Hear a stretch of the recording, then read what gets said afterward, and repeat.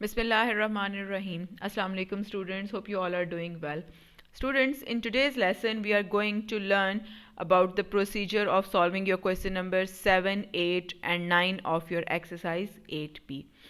Students, these questions are same like your question number 2. The parts of your question number 2, as you have solved your question number 2 parts, if you have done these parts, you can easily solve your question number 7, 8 and 9. So let's start from question number 7. 45% of the students who take part in a creative writing competition are boys. 45% of the students who take part in the creative writing competition are boys. So the first thing given is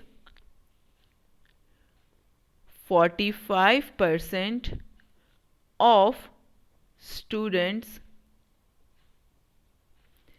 is equal to boys. And what's the number of boys? If 135 boys take part in the competition, how many boys? 135. That means 45% of students is equal to 135 boys, right? But you have to find the total number of students who take part in the competition. But you have to find out the total number of students, and the 45% are boys.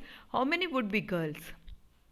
Yes, it would be 55%, and the total number of students would be 100%, right? We are going to use the same procedure of question number 2 for this question. But the procedure of question number 2 was, it's unitary method. 20% of number is 17. First we have find the value of 1%, then we have calculated the value of 100%. We are going to use the same procedure, right? Let's see how we will do that. First, we will calculate 1%, right? Unitary method, 1% of students. As I have given you the example that if the 5 candies cost 20 rupees, so one candy cost would be 20 over 5. That means you are going to divide your cost divided by number, right? The same thing we will do. We will divide the number of boys by this 45, right? And when you will find the total number of students, so it would be, its percentage would be 100% of students, right? And the same procedure we have used here. 5 candies cost 20 rupees. One candy cost would be 20 over 5, that is 4 rupees. And if you need to cost of 10 candies, you will multiply your cost of one candy with the number of candies, right? 4 tens are 40. The same thing we will do. The fraction multiply by this number, that is the required percentage, right? And after this you will do the same simplification. How we will do that? You can see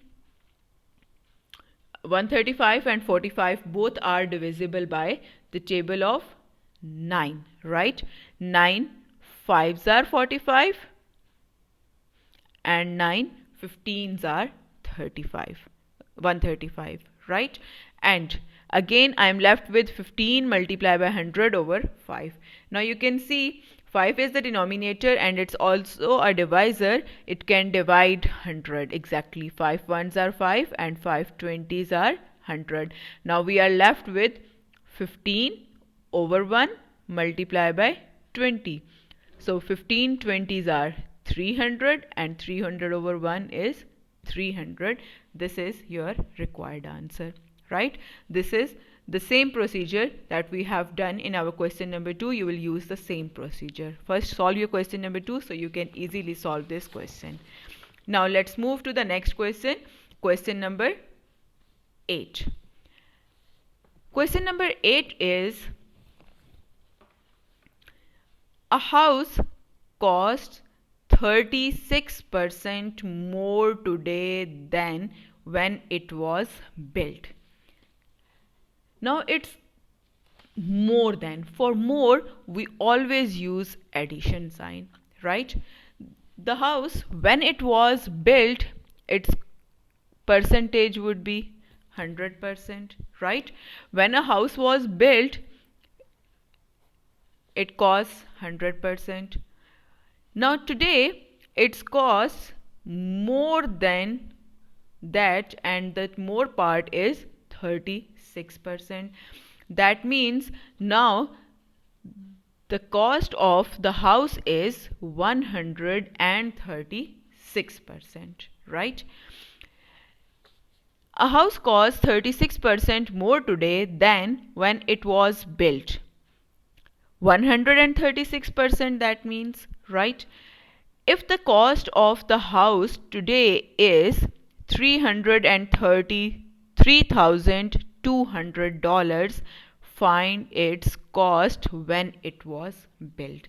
That means we have given 136% of cost, right? 136% of original cost, right? 136% of original cost today is $333,200, right? You have to find the cost when it was built. Again, you will use the unitary method. First, you will find out 1% of original cost, right? Then when the house was built, its percentage would be 100%, right? When the house was built, its percentage would be 100%. So then you will find out 100% of the cost, right? This is the way how you will solve your question number 8. I will not solve all the steps of this question. I have given you the hint. You will do it yourself, right? Complete the answer yourself. Now let's see question number 9, the last question of this exercise. If 10% is deducted from a bill, when you have to pay a bill, that is always 100%, right? Right? When you have to pay a bill, that means you are paying 100%, right? If 10% is deducted, after 10% deduction, for more, you always add up.